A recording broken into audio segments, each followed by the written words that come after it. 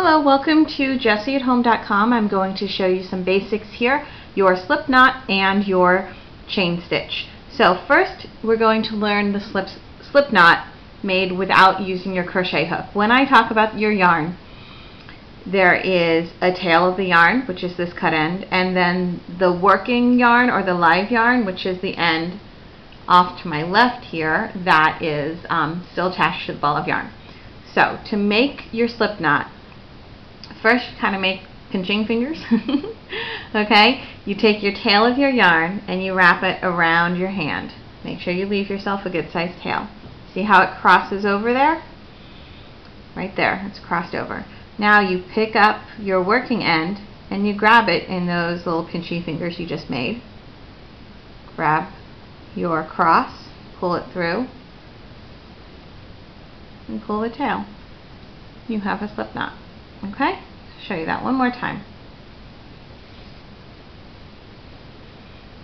There's the tail of your yarn. Wrap it around your fingers. Grab the working end of your yarn, pinch it in your fingers. Pull that loop over, pull the tail. And you have a slip knot. You can now pull the working end of your yarn, the side to the left, to tighten that up. Make that hole smaller. Now for your chain stitch, I'm not going to go into holding your hook and everything. This is the way that I hold my hook. There's several different ways. This is just what's comfortable for me. You have to start off by holding your yarn with some tension, and to do that I kind of wrap it over and under my fingers. If you need more tension, you can wrap it around your hand first and then over and under, or you can just do over and under. You have to hold on to your work. If you try to just crochet without holding on, you can see nothing really works. So you want to pinch your work underneath your crochet hook. And your chain starts with what we call a yarn over, which is wrapping the yarn around your hook. Okay, this is the front of your yarn, working in front of your yarn. This is working behind your yarn. So your hook is in front of your yarn, and you wrap the yarn and catch it in the actual hook part of your crochet hook. That's a yarn over.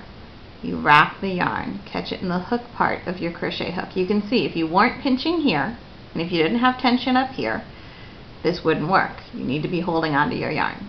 So one more time to show you the yarn over. Okay, your hook is in the front of your yarn and you're wrapping. Now you're going to pull through. You need to make sure that the hook part of your hook is actually pointing down at basically the neck of this stitch that's already on your hook. Okay? Keep your hook pointed the same direction, basically at that knot. You've done your yarn over. Now you pull through. That's a chain. Yarn over,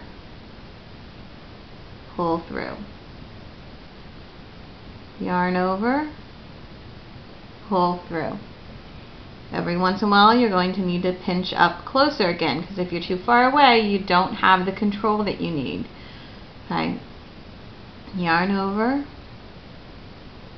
pull through. Yarn over, pull through. When you first start doing this, you'll find that you have some really long chains and some chains that are so tight you can barely pull your hook through.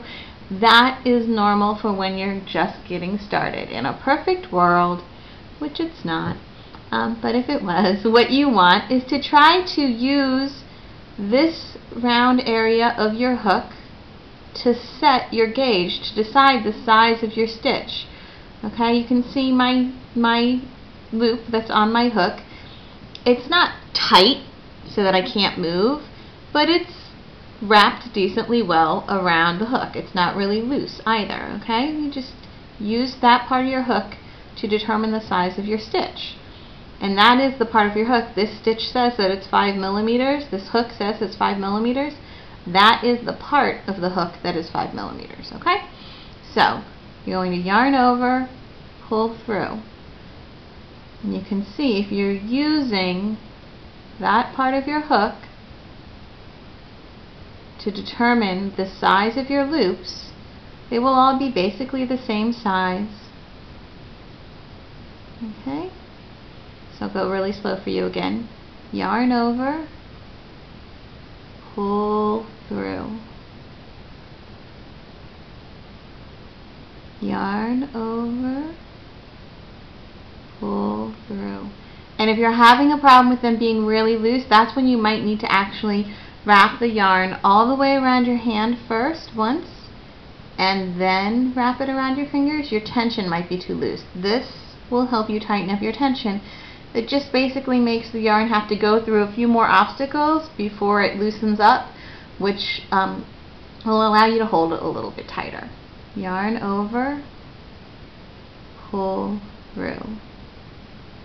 Yarn over, pull through. That is a chain stitch. You just want to practice it. It'll take a while to get it down, but once you get it down, everything else, once you've learned your chain stitch, learning the rest is much easier. The hardest part is learning your first stitch. Once you've learned your first stitch, you kind of get the hang of how it feels in your hands, how to manipulate the hook and the yarn and everything. It becomes much easier. I want to show you now the slip knot that I actually use. I find it really simple to do, but it does require using your crochet hook, which is why I wanted to show you at the end.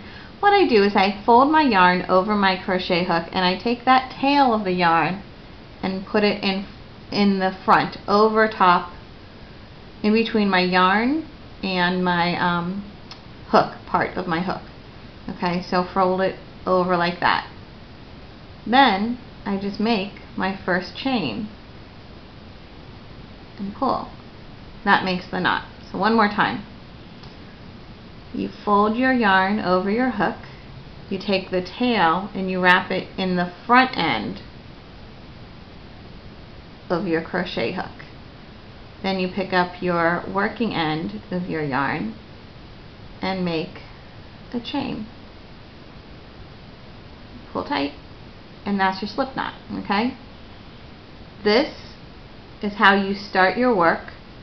This does not count as one chain. If you're supposed to chain 3 to start your work, this is how you get started. Then you chain 1, 2, 3. Okay?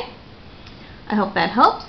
Underneath this video is some text that will tell you where you can go for questions and concerns. You're always welcome to leave comments, and I hope to see you again in another Jessie at Home video.